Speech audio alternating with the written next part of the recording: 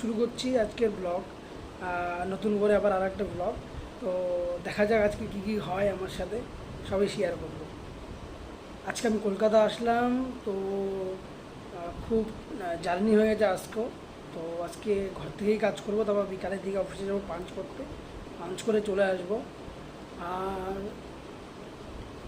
তারপরে এসেই আমি স্নান করে নিয়েছি, কারণ খুব গরম লাগছিল।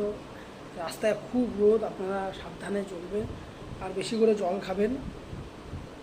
আর পারলে রোদ্রুর জায়গাটা অ্যাভয়েড করবেন। তো যাই হোক, আজকে অফিস থেকে ফিরলাম, খুবই তাড়াহুড়ার মধ্যে দিয়ে ফ্রেশ হয়ে নিলাম। তারপরে আমি এখন ব্লগ করছি। আর এখন বাজে 7টা, আমাদের 6:54, 7টা বাজতে আর 6 মিনিট বাকি। তো যাই হোক, তো আজকে তাড়াহুড়ার মধ্যে ছিলাম পুরো দিনটাই, তো আমি আজকে কিছু দেখাতে পারিনি তোমাদের। তো সন্ধ্যাবেলার পরে আমি কী কী রাঁধলাম, কোথায় গেলাম দেখাবো। আর ভিডিও লাস্ট পর্যন্ত দেখতে থাকুন। তো এটা হলো গৌরঙ্গনগর মার্কেটের মাছের বাজার। তা সাইটিং মাছ নিলাম, বড় বড় সাইটিং, গোল সাইটিং, এর আগে আমি দেখিনি গোল সাইটিং। যাই হোক, ভালো মতন কেটে দিচ্ছে, 160 টাকা কিলো। আমি 500 গ্রাম নিয়েছি।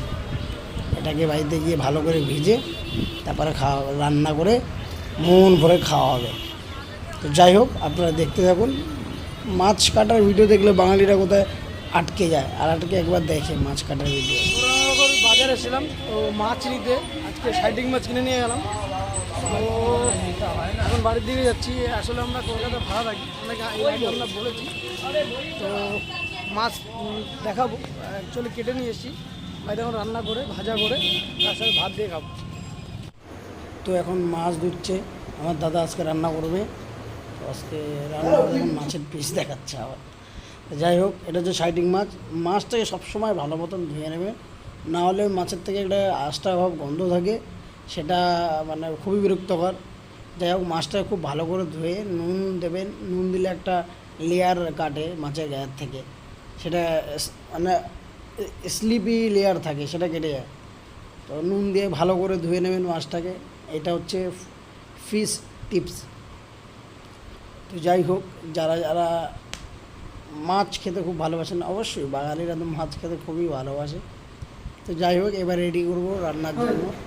তো মাছগুলোকে কেটে, তো ফ্রেন্ড এই যে আলু, আজকে আমরা বানাবো হচ্ছে সাইডিং মাছের ঝোল আর ভাত। চলো তুমি বানাবো। তো গাইস, দাদার মুখ থেকে শুনে নিলেন আজকের রেসিপি। যাই হোক, এটাই আজকে আমাদের রেসিপি। সাথে থাকবে দই, আর থাকবে মাছটাকে ভাজার পর যে তেল, অবশিষ্ট তেল থাকে সেটা দিয়ে, আর তো ঘি, লেবু, লঙ্কা থাকবেই। তো যাই হোক, খাওয়ার পর দইটা খাবেন, বেশি রাতে খাবেন না, বেশি রাতে অ্যাভয়েড করবেন।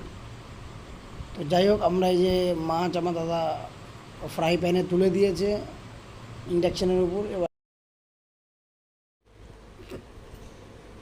তো গাইস, আমাদের রান্না কমপ্লিট। দাদা রেঁধেছে সাইটিং মাছের ঝোল আর সাইটিং মাছ ভাজা, তিল ভাজা, সেটা দেখাবো। সাথে দই আছে, লেবু আছে, আর এই যে সাইটিং মাছটা একবার দেখিয়ে দিচ্ছি। এই যে ভাত, এখন আমরা খাবো।